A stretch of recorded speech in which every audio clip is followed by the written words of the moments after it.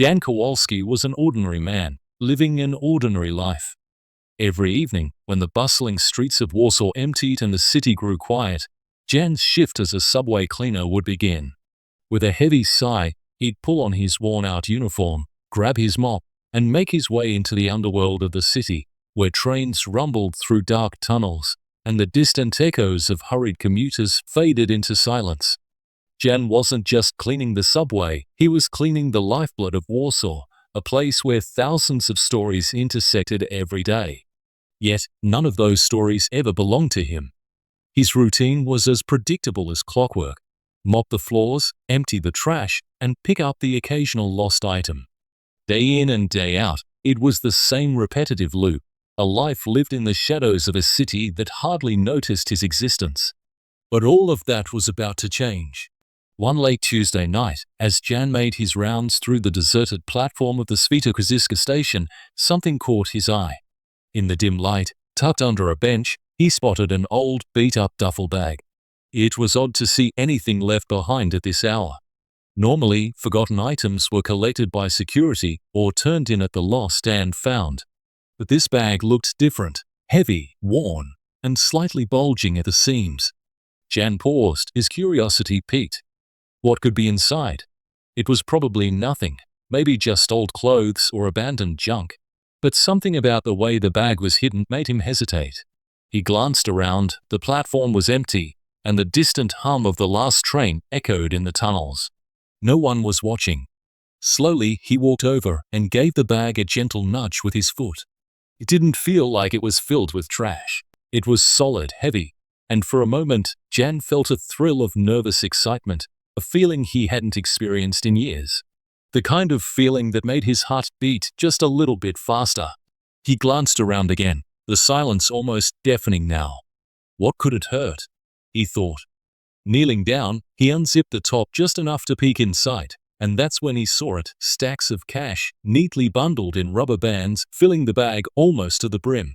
Jan's eyes widened, and he instinctively zipped the bag shut, as if hiding it from the empty station. Was this a dream? He blinked, but the bag of money was still there, a stark contrast against the grimy floor of the subway station. Millions of questions raced through his mind. Who would leave this much money behind? And more importantly, who was going to come looking for it? Jan's hands trembled as he grabbed the bag and dragged it into the janitor's closet. Closing the door behind him, he fumbled for the light switch, his heart pounding in his chest. He spread the bag open once again, this time counting the bundles. It was a staggering amount of money, more than he'd ever seen in his life. More money than he'd ever imagined. But as the initial shock wore off, a creeping sense of fear settled in. This wasn't just lost cash. People didn't just forget millions of dollars in a duffel bag at a subway station.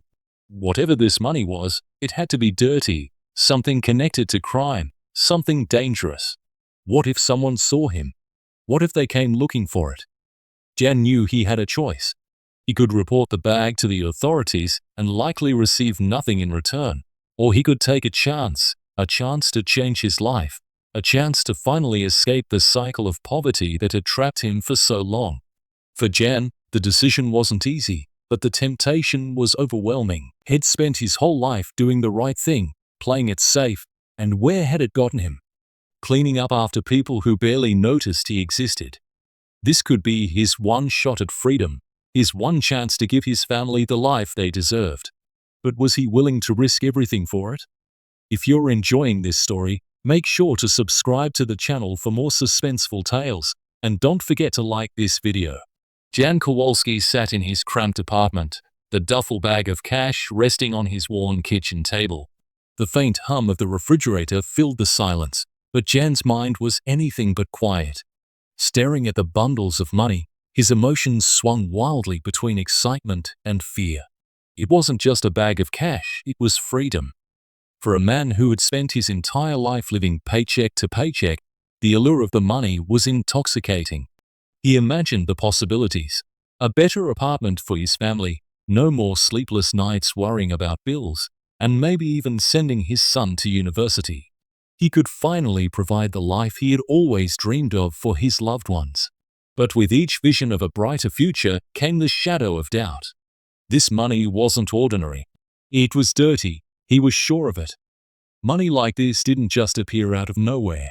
It belonged to someone dangerous, someone who wouldn't take kindly to their fortune disappearing. What if they found him? What if they were already looking? Jan tried to go about his usual routine, returning to work the next night as if nothing had happened. But everything felt different. The subway's dim lights seemed harsher, the echoes in the tunnels louder. He started noticing things he'd never paid attention to before. A man in a dark coat who always seemed to be on the same platform. The way the security cameras lingered just a little too long in certain areas. And the hushed conversations of the station's security staff. One evening, Jen overheard two guards talking near the break room. "The Heights are losing it," one said. "They're saying some big money went missing, something about an unmarked bag." Jan froze, his heart pounding. They couldn't be talking about him, could they? He forced himself to stay calm, quietly mopping the floor as if he hadn't heard a word. The next morning, he checked the news. Headlines flashed across the screen. "Mystery surrounds missing millions in Warsaw subway." The article mentioned rumors of a criminal gang using the subway system to transport cash, though officials refused to comment. Jan's hands trembled as he turned off the television. He was in over his head. Jan couldn't sleep that night. The bag sat in the corner of his room, taunting him with its presence. Should he turn it in? Could he live with the guilt of keeping money that wasn't his? But then he thought of his wife, who worked double shifts at a bakery, and his son, who had given up on his dreams of becoming an engineer because they couldn't afford tuition.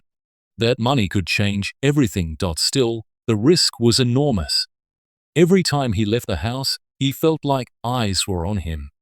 Cars idling outside his apartment seemed to linger a little too long, and footsteps behind him felt closer than usual. He began to wonder if he was imagining things, or if someone truly was watching him. Jan knew he couldn't keep the money at home. If someone came looking, his family would be in danger. So he devised a plan. Over the next few days, he withdrew small amounts of the cash and opened several secret safety deposit boxes in different parts of the city. He carefully divided the money, stashing it in multiple locations. It was a painstaking process, but it made him feel slightly more secure. To throw off suspicion, he also donated small amounts of money anonymously to local charities. It wasn't much, but it helped ease his conscience. He told himself that he wasn't a bad man, just a desperate one. But Jan's actions hadn't gone unnoticed. A man in a black leather jacket began appearing at the subway station more frequently. He always seemed to be on his phone, his eyes scanning the platforms. One night, as Jan pushed his cleaning cart through the tunnels, he heard footsteps behind him. He turned, but the corridor was empty. His chest tightened, and he quickened his pace. The paranoia began to consume him. He started taking different routes home every night, avoiding well-lit streets and watching every shadow. But the more he tried to cover his tracks, the more he felt trapped. It wasn't just the fear of being caught, it was the weight of what he'd done. For the first time in his life, Jan wasn't just a humble subway cleaner. He was a man living a double life, walking a tightrope over a pit of danger and greed. And the pit was getting deeper. If you're enjoying this story, don't forget to like this video and subscribe to the channel for the next gripping chapter. What would you do if you were in Jan's shoes? Let us know in the comments below. Jan Kowalski's world was spiraling out of control. The money that had once seemed like a dream come true had become a nightmare. Each day brought new fears. Who did the money belong to? How long could he keep hiding? And most importantly, how much longer could he protect his family? The man in the black leather jacket was now a constant presence. He followed Jan's every move, waiting on platforms, standing by the exits, even lingering outside his apartment building. Jan's paranoia peaked when he saw another man, this one in a dark trench coat, sitting in a car across the street from his home. They weren't just watching him, they were closing in. One fateful night, as Jan walked home from his shift, he sensed he wasn't alone. The faint sound of footsteps echoed behind him, quickening with every step he took. His palms grew sweaty and his heart raced. He turned a corner into an alley, hoping to lose whoever was following him. but it was a dead end. "Jan Kowalski," a cold voice said from the shadows. Jan froze. The man in the black leather jacket emerged, flanked by two others. Their faces were calm, but their eyes were cold and unfeeling. One of them held a knife, its blade gleaming under the faint streetlight. "You have something that doesn't belong to you," the man said, stepping closer. "We don't like to be stolen from." Jan's throat tightened. He tried to explain, stumbling over his words. I didn't know. I found it. I swear I." The man silenced him with a wave of his hand. "We don't care what you knew. What we care about is the money." Jan's mind raced. He knew he couldn't tell them where the money was hidden. His life and his family's safety depended on it. But lying to these men could cost him everything. "I can get it for you," Jan blurted out. "But I need time." The men exchanged glances. The leader stepped forward, his face inches from Jan's. "You have 48 hours, he said. "If you try to run, we'll find you. And if you think about going to the police, well." He let the threat hang in the air as he turned and walked away. Jan stumbled home, his mind racing. He had to act fast. There was no way he could give the money back, not all of it. He had already hidden it across the city, and some of it was gone, donated to charities. And even if he could return it, would these men ever truly leave him alone?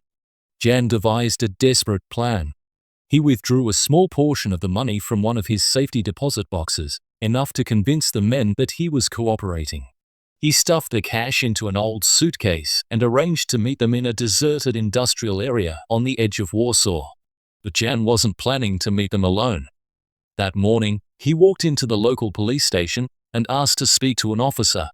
He didn't tell them everything, just enough to get their attention. He claimed that a criminal gang had been following him and threatened his life over money they believed he had. The officers were skeptical at first, but the desperation in Jan's voice convinced them to set up a sting operation.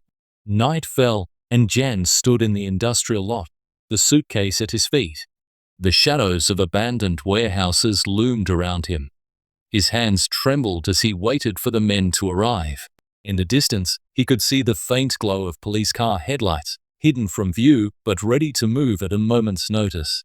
The black leather jacket man arrived first, stepping out of a sleek black car. The others followed, their expressions grim and menacing. "Where's the money?"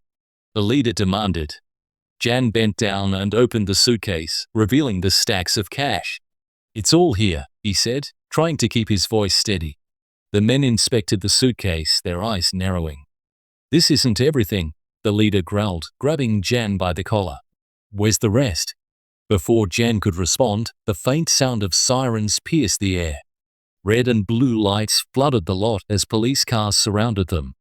The gang tried to flee, but the officers were prepared, cutting off every exit. In the chaos, Jan ducked behind a stack of crates, watching as the men who had haunted him were arrested. In the days that followed, Jan found himself at the center of a media storm. News outlets praised his bravery, calling him the man who helped take down one of Warsaw's most dangerous criminal gangs. But the truth was far more complicated. Jan never told the police about the remaining money. The bulk of it stayed hidden, spread across his secret safety deposit boxes.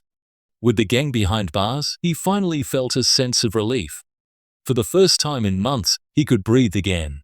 Using the money carefully and sparingly, the cash helped pay for his son's education, a better home, and a future they could only have dreamed of. But Jan knew he would never truly escape the guilt. Every time he saw the news, every time he walked into a bank, he wondered if someone would discover his secret. The weight of the stolen fortune lingered, a constant reminder of the night his life had changed forever. Was it worth it? He had gained freedom and security, but at the cost of his peace of mind?